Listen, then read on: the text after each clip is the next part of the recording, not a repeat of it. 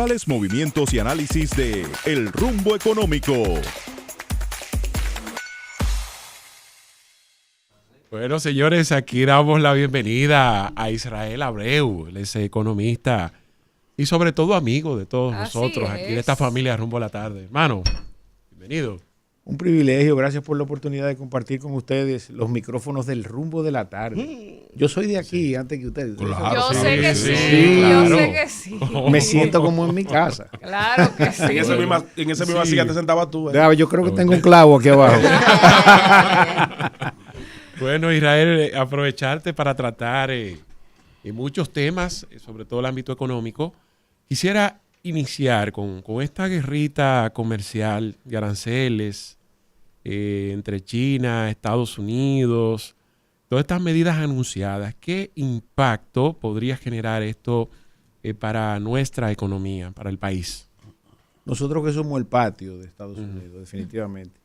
Mira, hay diferentes variables relacionadas con los temas que tienen que ver con los aranceles en Estados Unidos. Uno, desde el punto de vista progresista y además proteccionista de los Estados Unidos, Donald Trump como buen republicano que es. Y por otro lado, entonces tenemos los efectos que eso puede causar.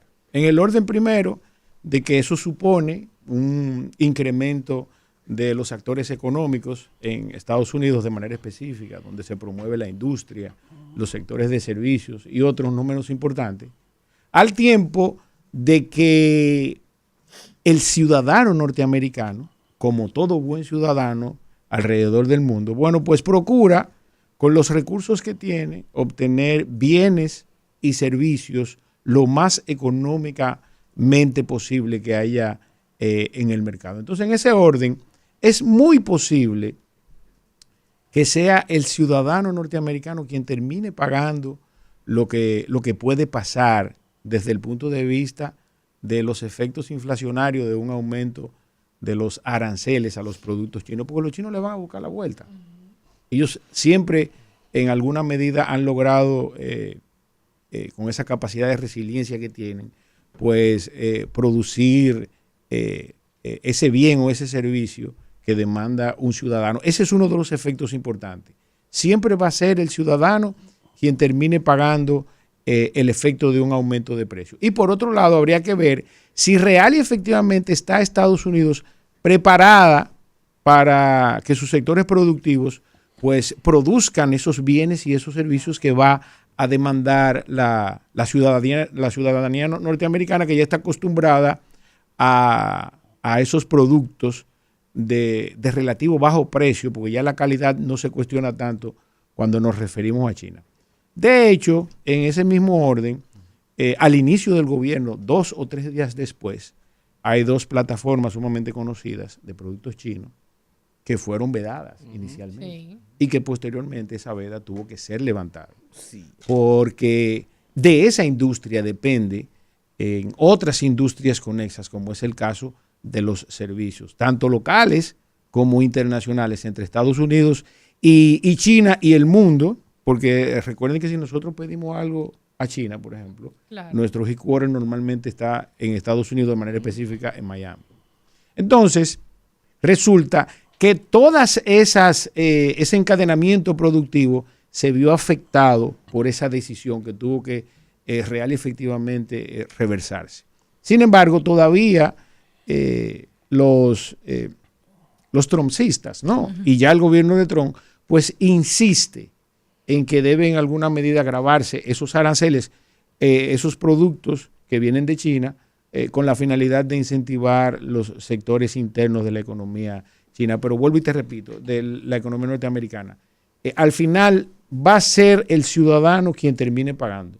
Quienes en alguna medida tenemos, vamos a decir, ciertos intereses relacionados con las importaciones, entendemos que tarde o temprano las medidas relacionadas con lo que demanda un ciudadano en sentido general siempre le va a perjudicar en la medida que sus costos se ven afectados. Israel, en ese sentido hay una situación con Europa y Canadá que dijeron que van a responder. Sale hoy publicada la nota con aranceles igual a Estados Unidos por pues ponerle estos aranceles a ellos. ¿Cómo va a impactar esto a nivel global y si esto también tendrá algún tipo de consecuencia para República Dominicana. Mira, nosotros no tenemos tanta dependencia económica de Canadá y de Europa. Real y efectivamente, las últimas cifras que ofreció el Banco Central versan al respecto, por ejemplo, de que las remesas, que fueron alrededor de 11,000 millones de dólares en el año 2024, un 84% vinieron de Estados Unidos. Europa tiene alrededor de un 4, un 5% nomás de ahí, entre Italia y España, que son los más importantes para nosotros. En el caso de Canadá, desde el punto de vista del turismo, tiene relativo peso específico. Sin embargo, sigue siendo Estados Unidos quien emite, es el emisor de cerca del 60% de los turistas que llegan a República Dominicana. Y desde el punto de vista de la inversión extranjera también, que nos situamos para este año casi en 5,000 millones de dólares, la inversión extranjera directa, más del 49% también proviene de los Estados Unidos. Sin embargo, las tasas de referencias, me refiero a los intereses que pululan alrededor de la economía mundial, una es la de la Reserva Federal y otra es la de el Banco Central Europeo, el BCE. Entonces, en la medida en que los diferentes actores económicos entran en conflicto de este tipo, pues en esa medida los mismos gobiernos se ven obligados a tomar decisiones relacionadas con el nivel de consumo de esos ciudadanos, por el efecto que pueden causar desde el punto de vista de que todos los impuestos, como dije anteriormente, terminan pagándolo los ciudadanos. Entonces, en la medida en que en Europa y en Estados Unidos hay una guerra comercial que termina aumentando el costo de los bienes y servicios, pues en alguna medida esos mismos actores, los gobiernos que tomaron esas decisiones, tienen que al mismo tiempo entonces ver cómo controlan los niveles de inflación producto de esas decisiones de política económica que tomaron. ¿Para qué?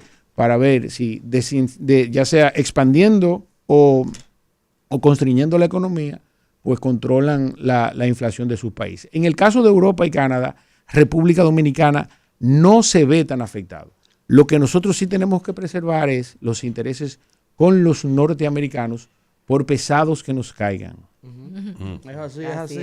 Es como un matrimonio forzado hasta cierto punto. Hay que llevarse hay que buscarle la vuelta. Hay que buscarle la vuelta, hermano. Hay temas, y yo escuchándote veo parte de mi propio pensamiento como economista y colega tuyo, y eso me hace caer en algo que yo siempre caigo, y es el hecho de que, ven acá, yo no soy el más genio del mundo, no estoy cerca de serlo. Hay otros que tienen una capacidad económica y de estudios maravillosa que inclusive asesoran presidentes. Si yo lo veo, ellos también lo ven. Claro. Lo que todos estamos viendo, no importa el podcast económico que usted ponga en este momento en YouTube, está haciendo advertencias parecidas a las que hace Israel.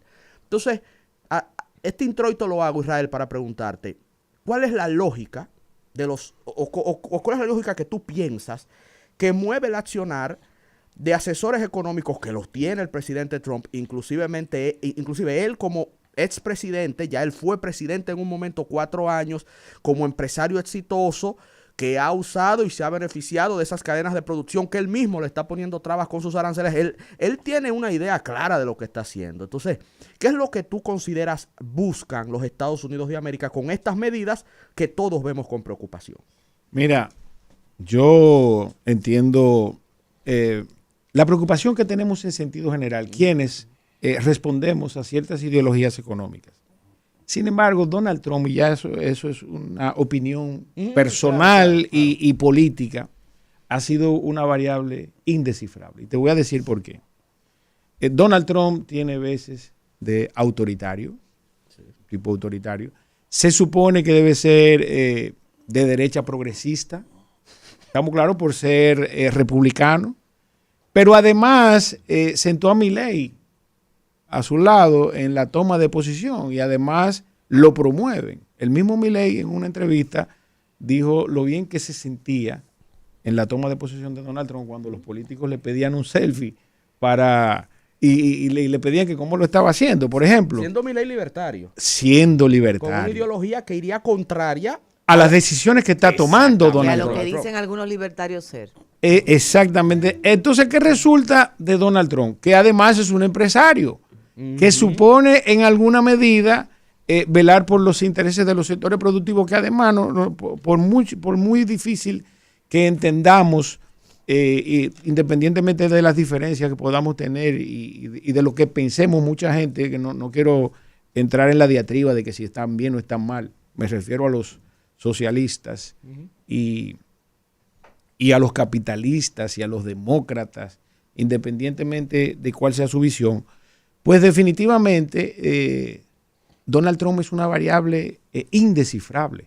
También Donald Trump, increíblemente, a pesar de que ya estamos claros de que es autoritario, de que es progresista de derecha, también es un populista de marca mayor. Nadie ha dado más ayuda, ni ha prometido más ayuda que Donald Trump. Entonces, en ese orden, yo entiendo que existe la posibilidad de que, a pesar del interés que él tiene en ayudar a los norteamericanos y a su país en sentido general, que es el rol que debe jugar, no lo han planificado de la forma adecuada. Okay. Yo creo que se han evidenciado, ¿verdad? Y imaginémonos que tenemos la oportunidad, como tú bien establecías, de asesorar a un presidente. Y te sientas a planificar lo que le vas a decir. Pero ¿qué le digo a un mandatario que a ciencia cierta no toma decisiones alineadas con un ideal, con concretar algunas de las decisiones que está tomando? Yo veo el gobierno de Donald Trump en este preciso momento como una variable incontrolable dentro de la economía global y que además en alguna medida todos los países, tanto del patio de aquí de América Latina y de la región, terminaremos pagando algunos de los errores que Donald Trump va a cometer en el plazo inmediato, porque ahí se están firmando decretos todos los días. Ay, mi madre. Israel, yo quería preguntarte respecto ya más bien al plano local. Se habla mucho del tema del crecimiento económico y yo entiendo que el crecimiento económico se ha convertido como en una especie de chabaineo entre los gobiernos. Sí, porque es un asunto como que, tú lograste crecimiento económico, pues yo también tengo que presentar el crecimiento económico. Entonces hay como un juego ahí de números, pero ¿qué pasa? Yo este fin de semana tuve que ir a la farmacia a comprar 2 o 3 chucherías y cuando sale la factura, 7,000 pesos. ¿Y cuál fue la que disparó la cosa? Yo pensaba que había sido una que era como la más llamada a ser la más cara. Y cuando yo veo era una pastilla para el dolor. Digo yo, el diañe, pues aquí ¿quién le da un dolor que está a 184 pesos cada pastilla para el dolor? Una. Que se quede y compramos 15 y hizo 2,700. Mejor me aguanto mi dolor. Entonces yo digo, el crecimiento económico, ¿cómo es que se come? Porque la gente a veces entiende, óyeme, se habla mucho de crecimiento, pero la vida está muy cara. Hay muchas personas que a veces hasta por orgullo no dicen lo en olla que están, porque tú sabes que nadie sabe lo que tú comes en tu casa. O sea, yo puedo decir que me comí una langosta y tú me tienes que creer, porque es que tú me vas a decir, no, usted lo que comió fue un huevo con salami, tú no lo sabes. Yo tengo mucho que no como langosta. Entonces, ¿cuál es tu opinión respecto a eso en el tema del crecimiento y cómo eso debe de afectar de manera positiva a la mayoría de la gente o si mostrar números de crecimiento son tan importantes en función a lo que viene siendo que haya más equidad en cuanto a, porque no haya tanta desigualdad, vamos a decir? Cuando a mí me hablan de Producto Interno Bruto, siempre me llega a la mente, tú sabes, la forma de explicarlo. Nosotros lo explicamos en sentido general a los economistas y macroeconomistas en el orden absoluto desde el punto de vista monetario. Sin embargo, el Producto Interno Bruto ideal es aquel en donde el ciudadano puede producir 2 veces el servicio que demanda la población en su defecto, o el producto o el bien que demanda esa población. Te voy a poner un ejemplo.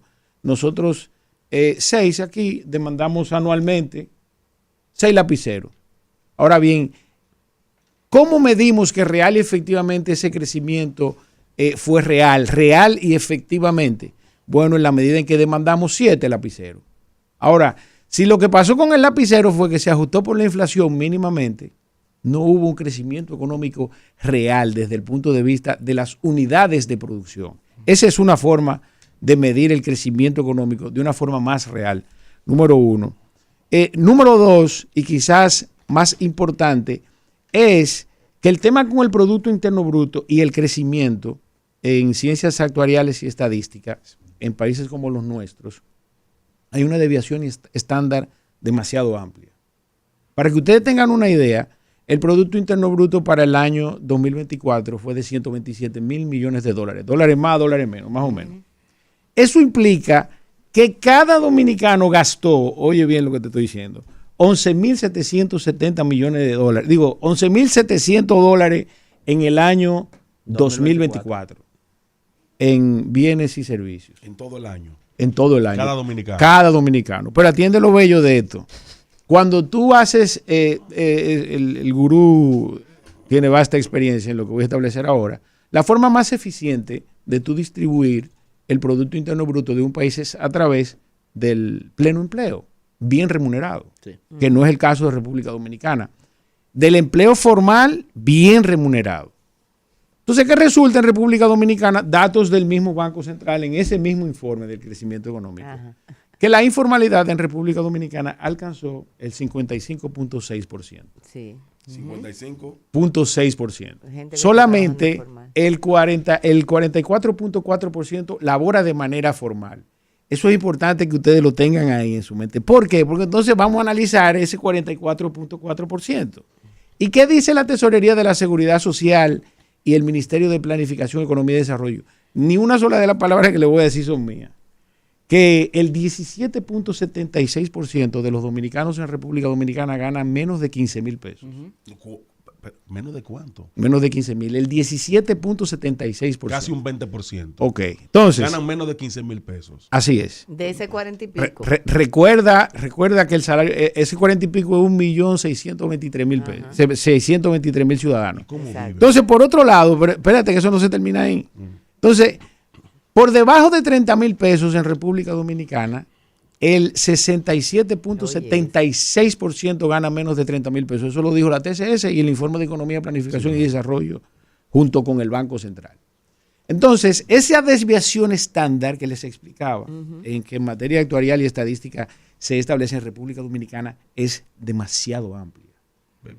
Hay mucha gente que se está preguntando, que nos está escuchando ahora, ustedes que tienen muchos seguidores, ¿dónde están los 12.000 dólares que yo gasté el año pasado?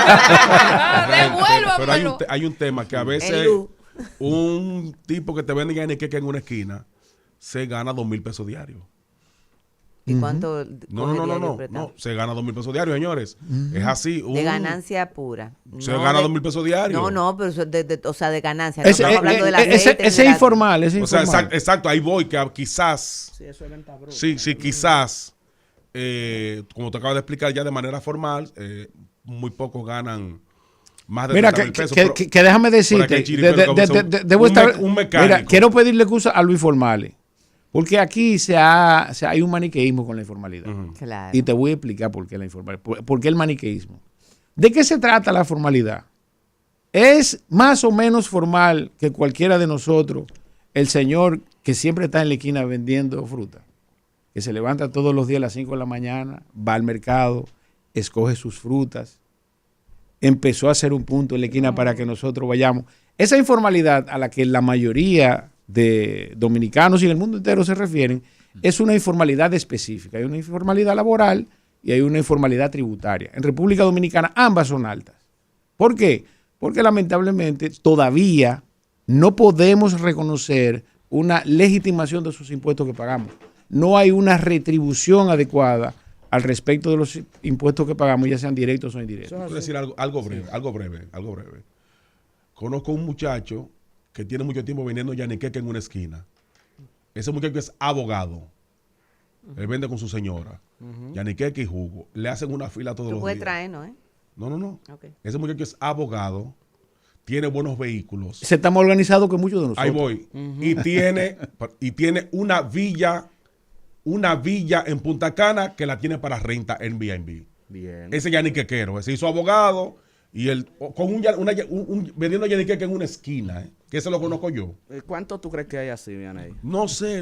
Son pocos, Vianey. Pero por lo menos estudió y trabajó con cabeza. Es un caso atípico, hermano. Israel, querido. y para el sector formal, que se supone viene un aumento salarial, está el tirijal allá, supuestamente los empresarios van a poner mañana a presentar su propuesta.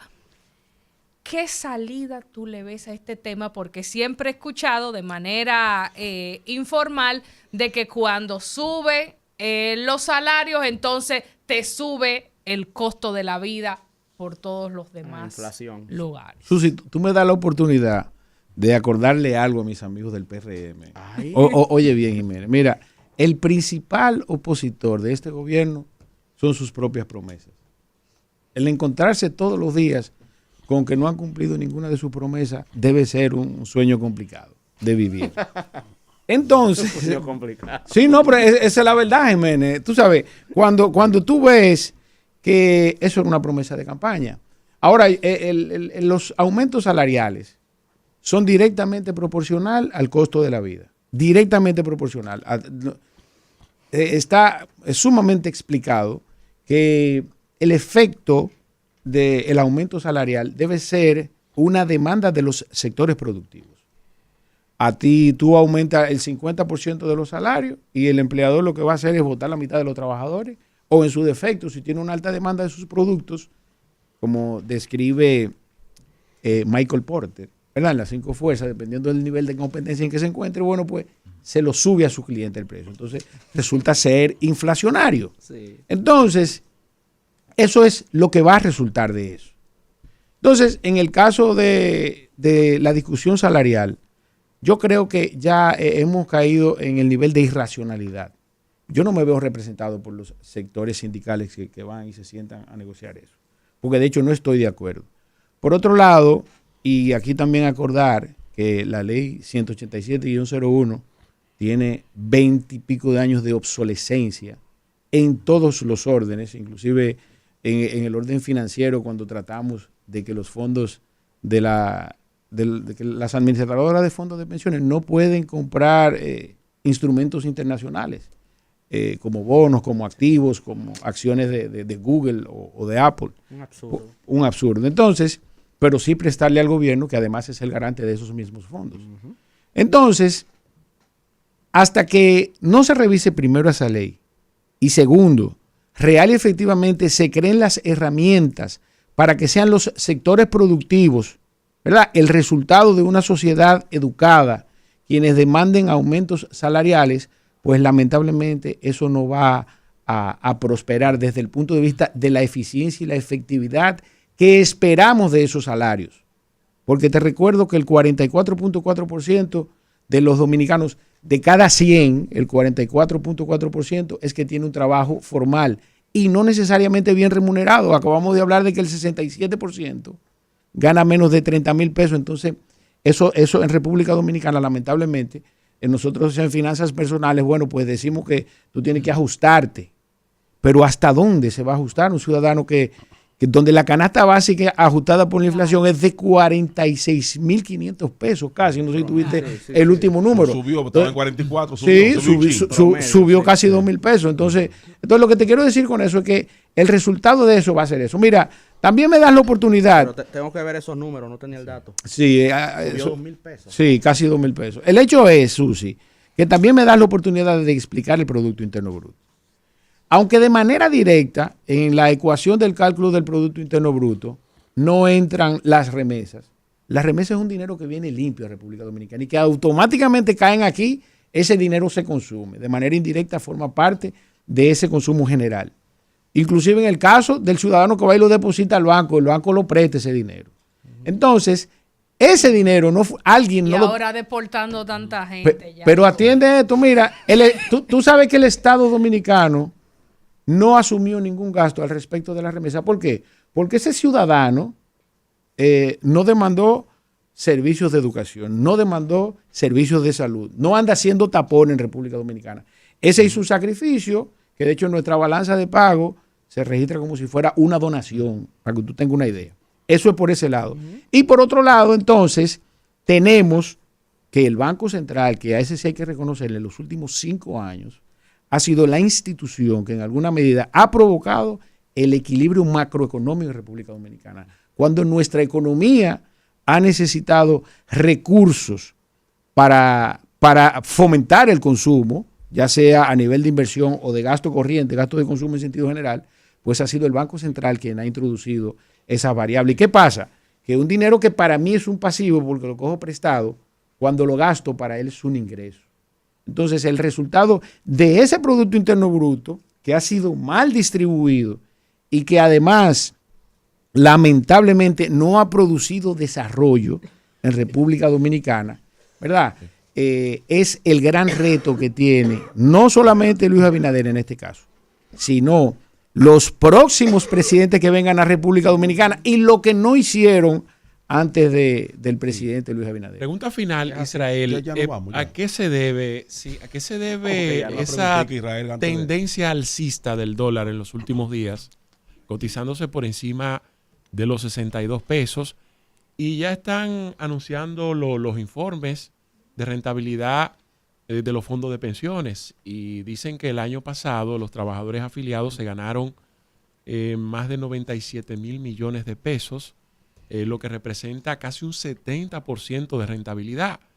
Cuando a mucha gente le llega ese correo o ese mensajito que le dice, mira, tú tienes 1.6 millones de pesos, y mucha gente a veces sin 50 pesos para un refresco, para un dulce, automáticamente piensa, ¿por qué? Si yo soy dueño de ese dinero, no puedo hacer un uso de él.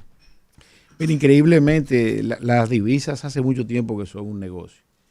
Pero la primera premisa es que cuando un producto nace con un precio, automáticamente eso es difícil de revertir. Y aquí Jiménez me puede ayudar con eso. El presupuesto general del Estado para el año 2025 previó, en las estimaciones que se hicieron, que el dólar iba a concluir en 63,11. Entonces, partiendo de esa premisa, todo el que va a comprar, a adquirir cualquier bien de manera en el extranjero, ¿verdad? Que lo va a importar, está calculando que ese dólar tarde o temprano lo va a pagar a 63,11. Es lo que haría cualquiera. Esa es la primera premisa. Sin embargo, no dejo de reconocer que en República Dominicana hay un mercado especulativo controlado también, porque esa es otra cosa. Yo todavía no he visto ninguna resolución hasta la última hora que tengo aquí que haya reversado, que nadie puede comprar más de $1,000, a menos que tú tengas una actividad económica. Entonces, especulativo totalmente regulado en República Dominicana. Porque además de todo eso, todavía República Dominicana mantiene reservas internacionales por encima de los 10,000 millones de dólares. Entonces, se trata simplemente de un negocio, un commodity en el cual se ha convertido el dólar y que lamentablemente, desde el punto de vista oneroso, porque lo es, todo el que está relacionado con el negocio de la divisa procura maximizar utilidades, que también es legítimo. Sin embargo, termina perjudicando a los dominicanos en sentido general. Entonces, lamentablemente, el mercado, ¿verdad?, se combate con mayores libertades comerciales en el caso del dólar. No creo, obviamente debemos de ver cómo nosotros nos quitamos esa carga que representa el depender tanto del dólar, porque es una carga relativamente importante, porque todavía, si no fuese específicamente por la remesa, porque cuando nosotros exportamos o vendemos un servicio como el turismo, estamos generando riqueza. Sin embargo, si tú le quitas el turismo a nuestra balanza de pago y le agregas a eso que necesitamos inclusive todavía tomar dinero prestado en divisa para compensar nuestra balanza de pago, tenemos un nivel de dependencia sumamente alto del dólar y eso afecta directamente la tasa de cambio. Bueno, muy bien, pues agradecemos a Gracias, Israel. Muchísimas gracias por responder a cada una de nuestras inquietudes. Dale, Álvaro.